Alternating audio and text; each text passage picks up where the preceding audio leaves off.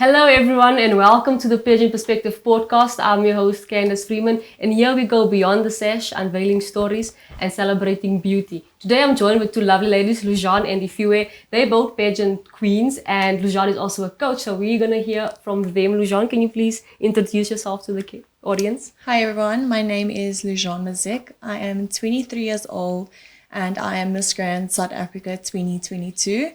And I'm not going to say what pageants I am busy with preparing, but there is hopefully another international one on the way. Awesome stuff. And then let's go over to Iviwe. Hi, my name is Iviwe Bongoza. I am 14 years old. I am Miss Frosted Divas 2023. My hobbies are baking and modeling. I love to spend quality time with my rabbit and family. I'm from War School Offergrey. My favorite subject is biology. My motto in life is trying is the best way to succeed. Thank you. Beautiful. Iviwe, no, I see your coach is so proud. Look at her smile, like, yeah, that's nice. There's a lot of preparations going into the introduction. I totally see that. Can I just ask Coach Lujuan? Oh, sorry. Should I say coach? Can I say coach? Yeah, you can. Anyway, Yeah. How did you get into pageantry? How did it start for you?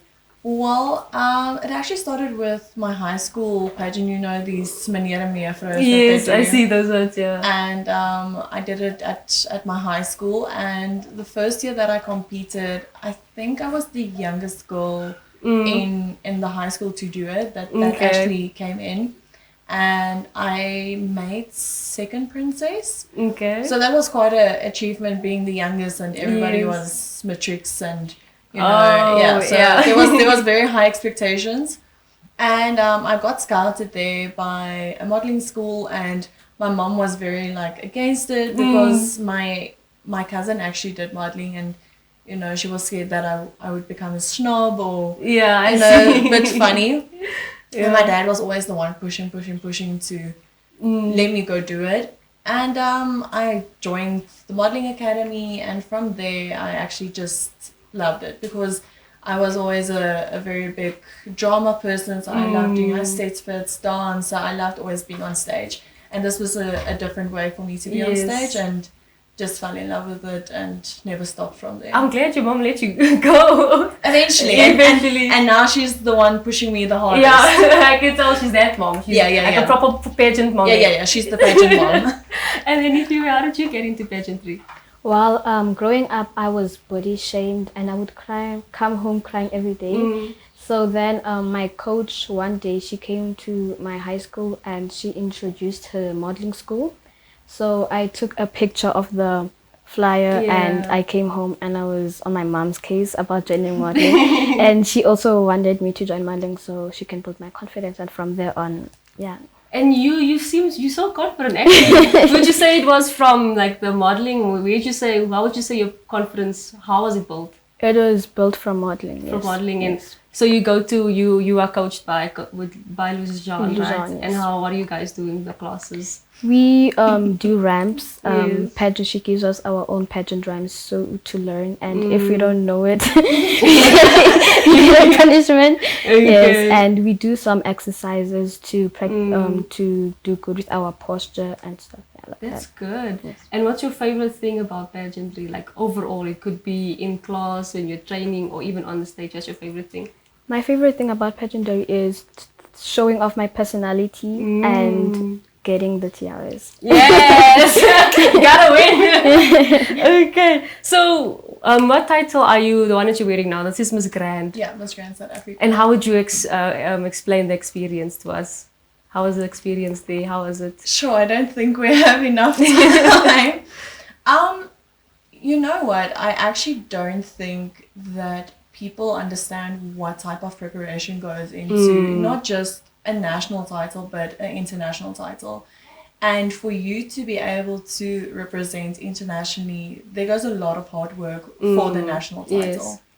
And with that, I actually competed the year before that, 2021, and I got first runner-up.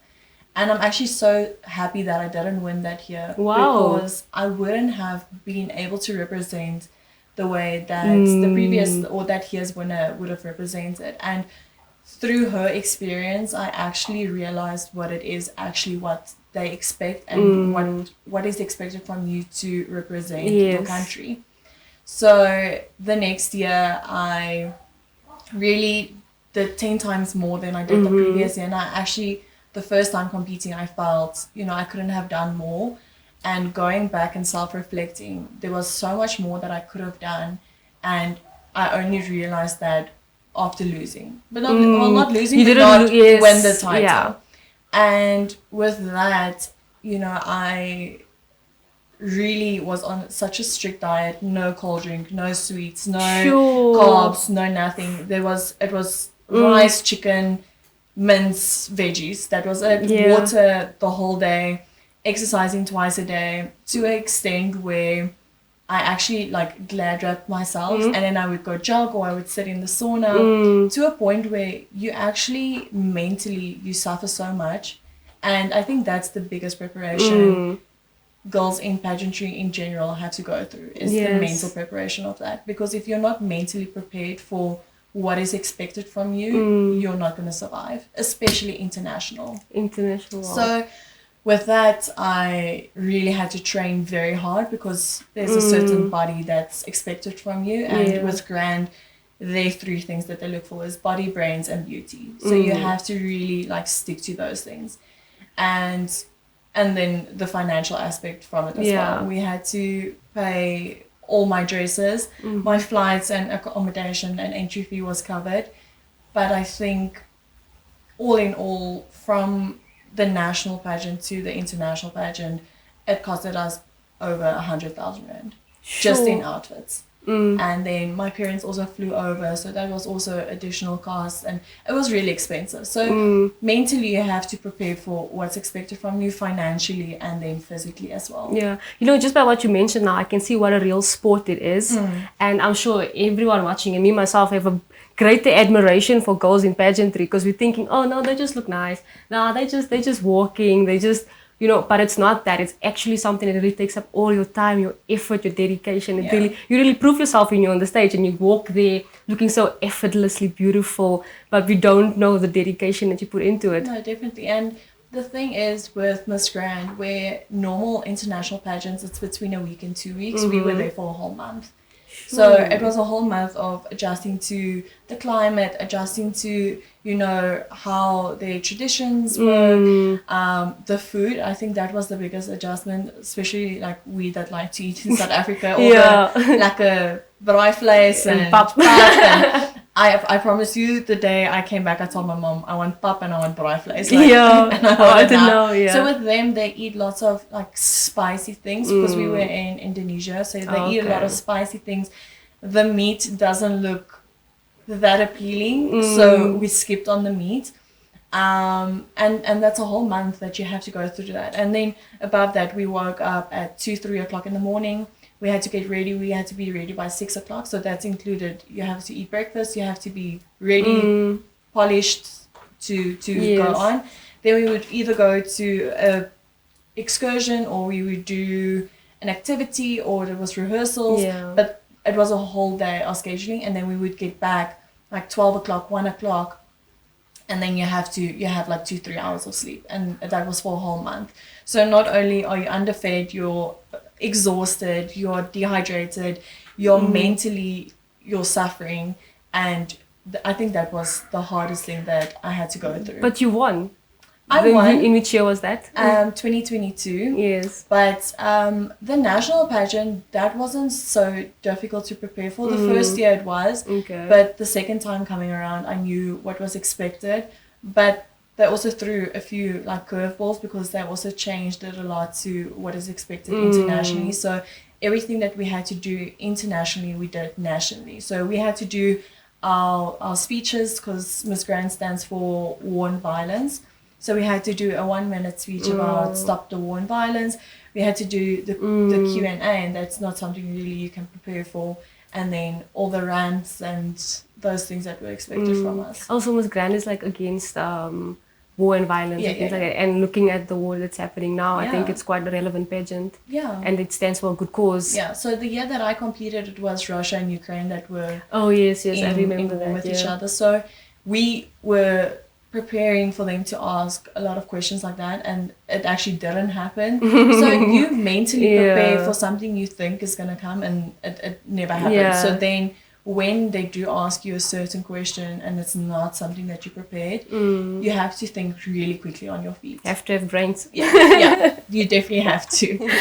Okay, Iviwe, so we talked about your coach as a bit of her experience, but I want to know from your side, when was the first year that you started, and what was the pageant that you took part in?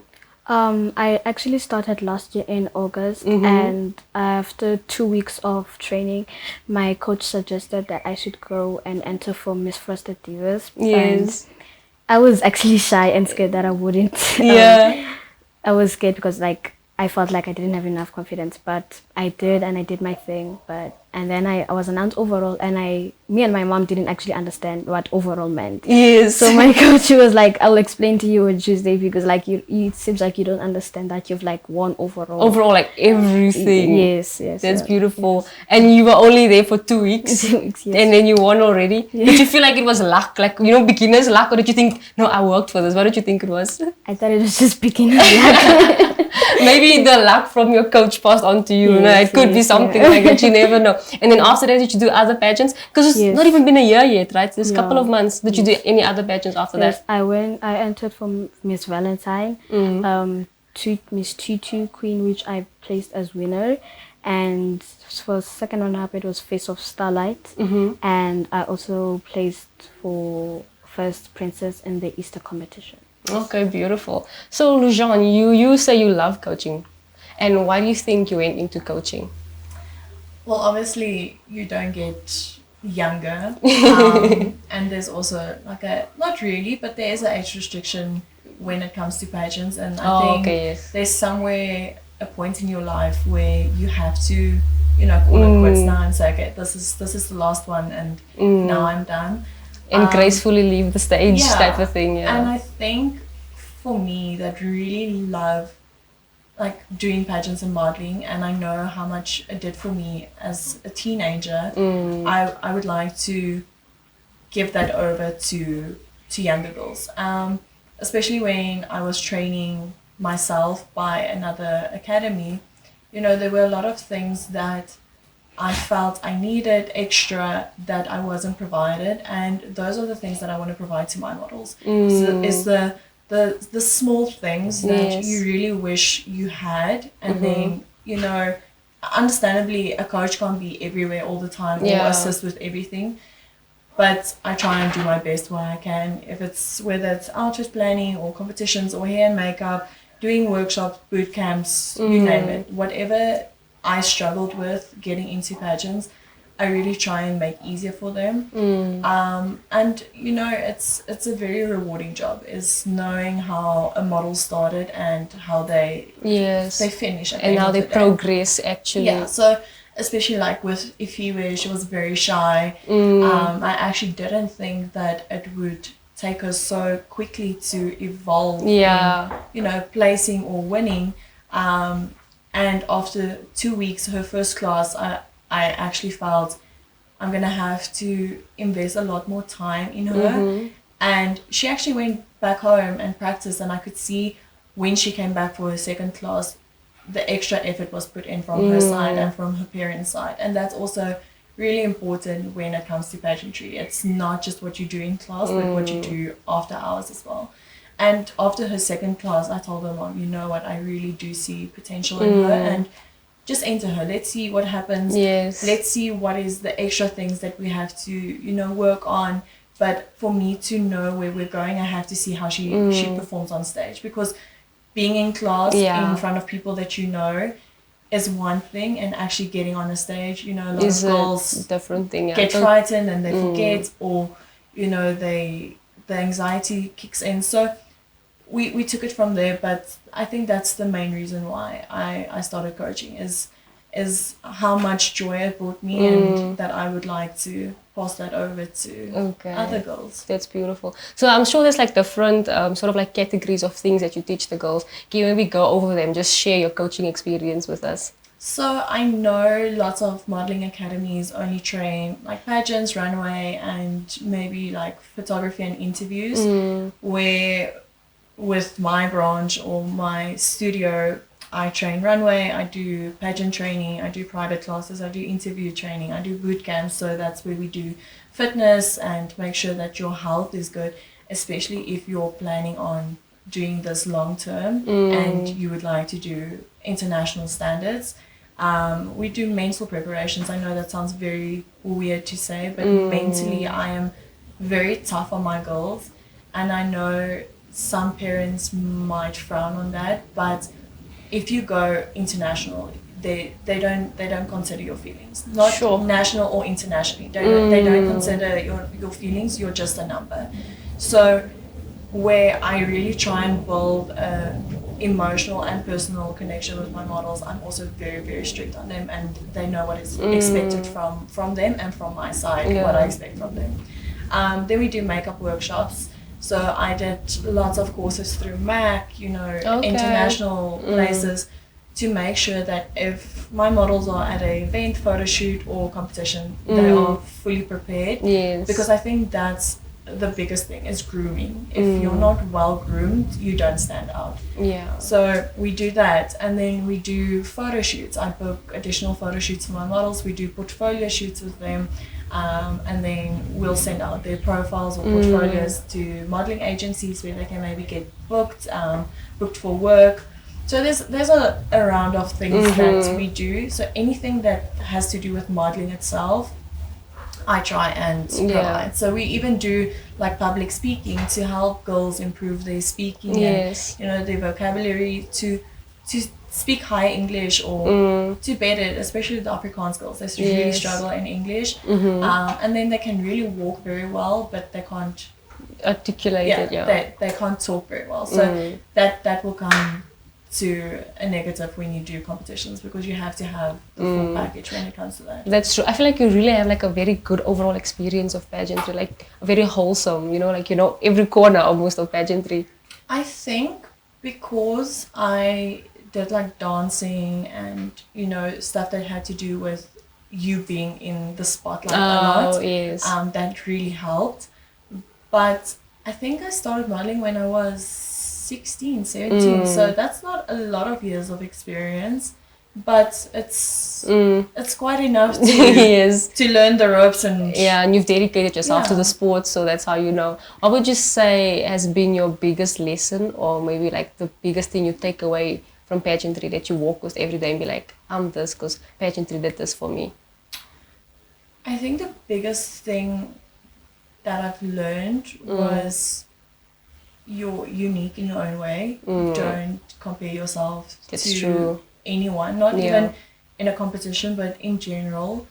Because at the end of the day, you start to focus so much on maybe like a role model or the people around you that you forget the good qualities that you have to offer. So you try so hard to be someone you're not. That's true. And that takes away totally of the person that you are. So rather focus on what you have to offer and go with that. And in pageantry, I think the biggest thing that I go by or live by when I compete is you're in competition with yourself. You're not in competition with others. That's so true. And the moment that you start competing with other people, you forget why you're there. You're in competition with yourself, and you need to better yourself and improve yourself every day, because that's at the end of the day why you're there. You're your biggest competition. That's how they say it. You are your biggest competition. I want to know, where do you want to take pageantry in future? Where would you like to see yourself?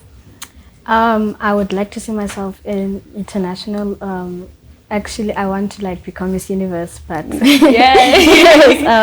but I'm starting to build the confidence in order to. I'm doing a lot of pageants to get used to the stage, because I'm doing Miss Supreme Fire in September, so I'm trying to. You're trying to do as many pageants as you can to build that portfolio. Yes. Okay, so tell me, when you go on, before you go on stage, do you have like a luck thing that you do? Some people cross their fingers, they do a rosary, something. Do you have something that you do? That's so nice. And then do you have like a specific style? If you had to choose a dress color and maybe like a shoe? Who helps you with picking out your outfits? Well, I don't just pick an outfit, but me and my mom, before we decide on an outfit, maybe we're at the shop, so we'll take a picture and send it to our coach so she can confirm that if it's okay. So yeah, you're confirming everything. You're like, oh, this one. Yeah. Well, at the end of the day, it's them building a career for themselves and building a name for themselves, and at the end of the day, also representing my name and my brand. So it's always a good compliment for me when we're at a pageant and the directors come to me and they tell me, we can see just by how the girls look who's your model. So that's a really good compliment. That's great, yeah. And how do you go about picking a grand finale outfit? Sure, if my mom was sitting here now, she would say all these grey hairs is because of her. So I actually studied fashion media and marketing. So I had a big love and passion for style, and I think that's also one of the reasons why I went into modeling is I wanted to do more with that. So for me personally, it's months beforehand. It's months preparation, especially if it's a national pageant that leads to an international pageant. It's months of planning. By now I know what colors suit me, what styles of outfits suit me, and I always try and be different. So I'll always do very extreme interview outfits because I feel that's where they get their first impression of you. So if you can represent yourself very stylish when it's just a discussion between people, that already brings a good first impression. Yeah, definitely. And they definitely remember you when you're on stage again, because then they'll say, isn't that the girl that had a really nice interview outfit? Oh, okay, but she's got really good style. And I think those things really add up. With my models, I try and pick out stuff that suit their body type and that suits their personalities. And a lot of the moms that start, they, have very old-fashioned senses. So just trying to keep them up to date of what's new and what's modern now also really helps. So depending on the competition and the criteria that's expected from them, that's how I train them and help them plan out an outfit. Okay, beautiful. And then do you maybe want to share some of your upcoming pageants that you might be taking part in, or what you're planning for? So actually I'm planning for this to be my last year to compete. Okay. So if things don't work out this year, then it's done for me. Like I said, the older you get, your vision changes and what you want in life changes. Your priorities, So, I'm becoming more in the vision of starting a family and, beautiful. Going into that. But I am training currently to compete internationally, hopefully, if I win the national pageant. And hopefully we'll end with a bang. Big bang. Yes. I want to know, I'm sure your coach probably knows more about you in pageantry, but what do you think gives you that success factor when you go on stage? I think it's my confidence. Yes. I don't have much to say, and my dress sense and how I walk and my posture. Beautiful. Yes. Coach, what do you notice about her when she's on stage? What is it that really makes her pop out on stage? I think Iviwe really doesn't give herself enough credit. She's really I don't want to say one of my models that stand out, because I don't have favorites. I love all of them. But just the fact of how quickly she got there. And I think that's the one thing she really definitely underestimates herself. So in the actual pageant that she won overall, which was the first one, it took me probably 2-3 years to win overall. Wow. Whether it was Noah's or Pro, it took me 3 years to get there. And starting, I always placed but never won. And the pageant that she entered, one of my models, she's been with me for 4 years now. And that was her first pageant that she won in 4 years. Sure. Before that, she's never placed. She, didn't even make top 5 or top 3. And for Iviwe to step in after 2 weeks and win her overall over someone that has been doing it for 4 years, I think she doesn't realize, what potential she actually has. Are you listening? And you know, she's really someone that's very shy and quiet. And over the few months that she's been with me, she really got out of her her comfort zone and her shell. And she's very outspoken now, and I constantly tell her she's making her mom very grey, because now the personality is too high. It's not down here anymore. But she must give herself more credit where it's earned. And that's one thing I try and always tell my models as well, is don't underestimate your potential or what you have to bring, because if you can do it in such a short while, just imagine what you can do in 2 years from now. Yeah, that's true. So yeah, so you think on your toes, you're quick. Quick thinker, quick learner. And then for you, what would you say are your success factors in pageantry, and more specifically maybe Miss Grand, if you want to refer to one specifically?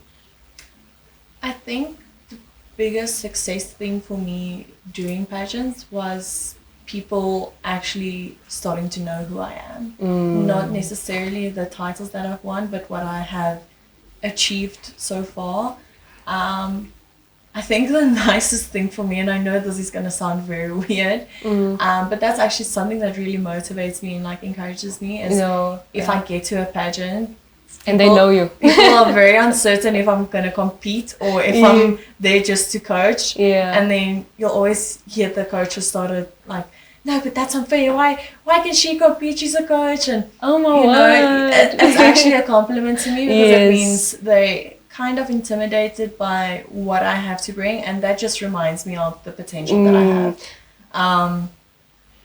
But yeah, it's very rewarding for people to know your name, and when you walk into a place, you know, they'll be like, oh, isn't your name Lujuan? And there's so many times that I've just walked like in a mall or a shopping center or whatever, and random people that don't even have any part in the pageant industry, they'll be like, I've seen you somewhere, like, isn't it on Facebook or somewhere? And you know, that really helps you feel a certain way, because you feel like, okay, you know what, all the hard work wasn't for nothing. You know, people recognize. They recognize the power, the talent, the work that's there. They do recognize it. And because you've been in pageantry for so long now, what do you think judges look for in a queen?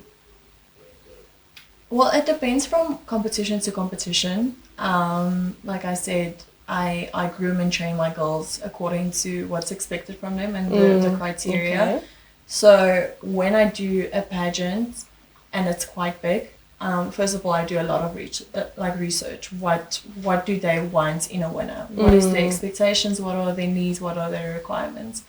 And then I try and envision myself. Am I suitable for this title? Am I what they want in a title holder? If not, I'll step back. And if it's something that I can provide, but I haven't really put a lot of thought in it. Say, for instance, they want someone that's very vocal and, you know, can do public speaking. I'll get more into that, because I know I am capable of that. But I've just pushed myself a bit aside. So depending on what the competition is, I think you need to do research of what's expected from you, and you need to step into that position. So usually when I do competition, you know, they want a confident person. They want someone that's vocal. They want someone that's not shy. And I think the biggest thing is they want someone that's relatable. For pageant girls or younger girls themselves, and girls that don't even do pageants, they want someone that can relate in every aspect. Because when this comes off, I'm also just a normal person. And that's really important. If you can relate to someone and you can aspire to be someone or like someone, I think that's a really good quality to have in a title holder. That's beautiful. I like the relatability. That part is quite good. If you were asked to maybe motivate young girls, you know, because some girls think maybe they can do pageantry, but they feel insecure. They're like, I don't have this, I don't have that. What would you say to motivate them and actually tell them how nice pageantry actually is? What would you say to them? Like I said, my motto in life is trying is the best way to succeed. So I would advise them to not be scared to try, to just be themselves, and to always try, because you never know if you're going to win or not. Don't be scared, because you might win, you might not win, but that's life. So you'll keep on trying until you get to your goal. Yes. Beautiful, thank you. Then one last question to Lujuan. What legacy would you like to leave behind? When I answer this, it's not always related to pageants. Yes, it's in life in general. Yeah. And one day when I leave this earth, the one thing that I would like to leave behind is for the good that I've done. That people will hear my name and only speak good and, highly about me. Yeah. Rather than maybe negative things that I've done or, negative qualities that I have. So I think that's something that everybody should strive for, is one day when you're not here anymore and they hear your name, that they only speak well and good. And when your name comes up, it should be a thought of joy and good, not negative. That's beautiful. That's a good way. I know you're still young, but what, let's say with pageantry and in life in general, what legacy would you like to leave behind? A legacy I would like to leave behind is, I want to be known as a strong person. Yeah. Because growing up, I was body shamed, but now I don't really care. I don't remember the last time I cried over someone body shaming me. So I want to be remembered as someone who was strong, who's outgoing, and yes. That's beautiful. I'm sure your parents are so proud of you. Look at your dad. Your parents are doing a good job. Lujuan, thank you so much for being here today. Really appreciate your presence, and I must commend you on the hard work that you put into this. And then that you still have the ability to maintain such a pure and good heart and then pass it over to other girls. I can just feel the positive energy. It's beautiful. Thank you, Iviwe, and thank you to the parents that are here today. To our viewers, thank you all so much for watching. It was Iviwe and Lujuan. I wish them all the best on their journeys ahead, not just in pageantry, but in life. May it be filled with joy and goodness. And to our viewers, thank you so much for watching. For now, that's from the Pageant Perspective Podcast. It's goodbye.